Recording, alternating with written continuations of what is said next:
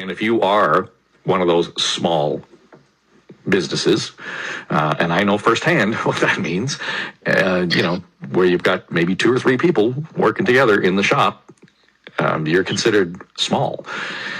But trying to find that level of support, whether it's from investors, et cetera, that you might need, or finding grants, whatever the mechanism might be. Anyway, this is supposed to lubricate and initiate some of this discussion and moving some of that capital support around. So we're going to talk to the founder, one of the co-founders here of that, and Rocco Rossi going to join us again. So we'll do a bit of a mini roundtable after that after the 8 o'clock news, and talking about the importance of not just supporting the businesses that are already there, but making sure that we have an ecosystem that allows for new businesses. I mean, entrepreneurs are going to come out of the COVID pandemic out of necessity. People are going to be self-employed where they might not have otherwise thought they would be. I'm not saying everybody's going to have to do that, but I think you're going to see a spike in that. And at all different stages of life. So how do we support that and make sure that that becomes an important part of our targets in terms of productivity and economic development? So that's on the way. 4 minutes after 8 o'clock. Welcome in. Yeah, it's going to be a chilly day here in town, but kind of get you in the spirit of the season. If you're out and about on Main Street doing some of that local shopping that we so desperately need you to do, I don't know. The whole Black Friday thing is come and gone, although the ads started, must have been a month before Black Friday, and you're still hearing them today, which is after Black Friday. But it only indicates, I think, how important this season is for retail. That's to state the obvious. But so I was interested to see this week Tony Chapman posting this item on his LinkedIn page, talking about this new platform that he is an ambassador for. It's called eQuo, and they held a webinar this week on LinkedIn, and just kind of talked through it. But essentially, it seems to be sort of a meeting place where particularly small businesses are able to find those who may be interested in investing in, supporting otherwise the business that they are standing up. And it's focused particularly on small business. Chris Carter is the Executive Director of Innovation and Entrepreneurship at the School of Business at York University and is one of the co-founders. And Rocco Rossi, CEO of the Ontario Chamber of Commerce. Welcome both. How are you this morning? Doing great. Great, morning, Dave. So, Rocco, just want your take on this, because you and I have talked about this off and on over the last number of weeks, just in terms of the importance for private sector to stand up and to take a leadership role here. There's a support role for government, obviously, in the short term, but we need to really be looking to, or counting on, private sector to be able to stand up and create this ecosystem that is going to be more resilient than we've seen in the last number of years. Absolutely, no question. Dave, almost no business goes into business to survive off of government subsidy. They're in it because they're proud of their good, their service, their team, and they want the cash register to ring. But there are lots of obstacles and steps along the way, and what eQuo and other systems are there is really to reflect the fact that for small businesses, typically the entrepreneur is the head of HR, is the chief financial officer, is head of production, is also the chief salesperson, et cetera, and they simply don't have the capacity to chase everything. So to the extent that all of the key sources of capital, ideas for growth, partnership capability, the more that can be one window, the more likely it's going to be able to help particularly small businesses. Yeah, Chris, Rocco describes exactly the situation I'm in with my daughter. We're in business right now. We have a small production company that all of a sudden we find ourselves, holy cow, we can do all of this, but it's a matter of finding people. It's a matter of finding the expertise.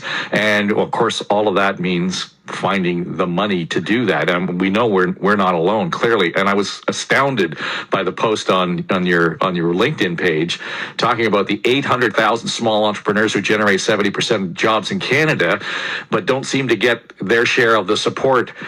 Most of that going to startups or companies generating $10 million a year. We're doing okay, but we're not close to that.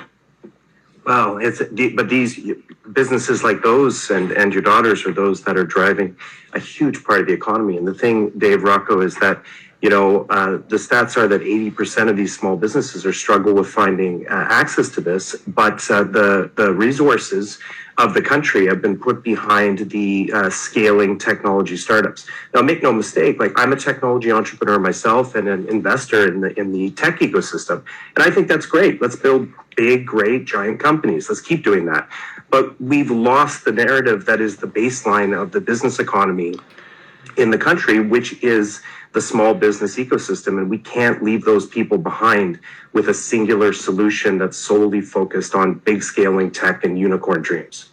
So how does eQuo work? I mean, I heard it explained in the webinar, but give us the down and dirty summary on it. What we think is missing here right now is a layer of platform technology that connects all these small businesses really quickly with the resources that they need in terms of alternative financing resources, other people to support and work inside their businesses, talent, advisors. And when you're a small business, you know this, there's limited time because as you described, you're doing all of these jobs all at the same time. The last thing you need to be is stuck on Google for an entire day just searching for that one particular loan program or private lender or grant that's out there that you need or how to find that talent. If you could have one spot where you could come and not only could you find that information, but people out there who wanted to connect with the small business community were able to connect with you, that would save you time. In studying all the small businesses that I do, doing my work as well at the Schulich School of Business, I know that time is the number one factor. Getting to those solution points in a day versus a week or a week versus a month is the difference between life and death for a small business. Rocco, based on through your lens of the provincial chamber, is there a sector that you would say needs this more than others, or is there a part of the province that would benefit more than some other part?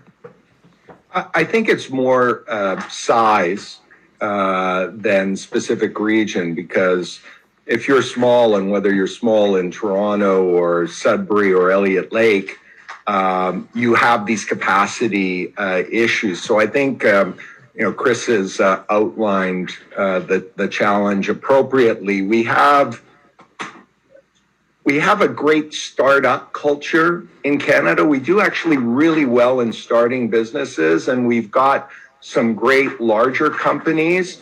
Our issue is this kind of valley of death in between, if you will, where, as again Chris has laid out, you're not in the startup mode, but you haven't gotten to the point where you then come onto the radar screen in scale up, and yet you're a crucial part of job creation and of GDP contribution. And what can we do to accelerate that and bolster that, particularly in a time of recovery? Because on top of the capacity constraints that we have now, let's not forget that most small businesses have added a couple $100,000 of debt over the pandemic. So they're at more strain than before. And clearly in this area, things in tourism, hospitality, personal services, they were hit hardest right from the beginning. They're the slowest coming back. So to that extent, you combine the filter of small and those sectors that have been hardest hit and therefore likely to have put on debt, access to capital is huge, and we at the Chamber put out a report on capital is key, really on this this incredible challenge facing many businesses, particularly coming back after the pandemic. Somebody on the message board asking you, how do you spell eQuo? And they spell it EQUO. That's how you spell it. So just if you want to look this up. So Chris, when we talk about the mechanism here, what role? I mean, I realize that this sort of like this meeting place where people of like minds and interests and so on can connect. But do you actually oversee the exchange of funds or the investments themselves, or do you sort of let people kind of go off and do their own thing? It's people doing their own thing. It's a matchmaking platform to bring people together in that way. But there's another key part of the platform that we're partnering up with people on, which is crowdfunding. And so later in the year, then we'll get to the stage where we'll actually be able to open up crowdfunding opportunities for regular people to invest in small businesses as well across the country. And that's something that we believe is a fundamental game changer, so that, the banks play their role. But there's times when people would be ready to rally around these companies in a different way with a greater risk appetite. I'll tell you a quick story. One of my companies at Schulich that I've been supporting and working with young students that just graduated 2 years ago, they were sitting in hand with a $10 million, what I would call like a triple gold star contract from a government source. And with that $10 million contract signed in hand, they could not get one of the Canadian banks to support funding the company and its cash flow. And they had to go into not one. And I sat in on many of the meetings.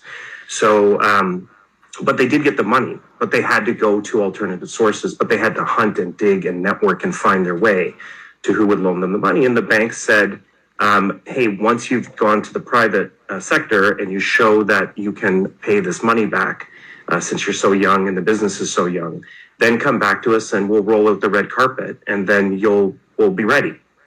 Which I just couldn't believe. So this was one of my personal inspirations in terms of like saying there has to be an alternative solution for when the entrepreneurs are at a stage when some of the systems just are not ready to take risk on them because they're too young, or because they come from an underrepresented group, or because they're just like too small. We need alternative sources to get these companies out of the gates. Come to us when you don't need us.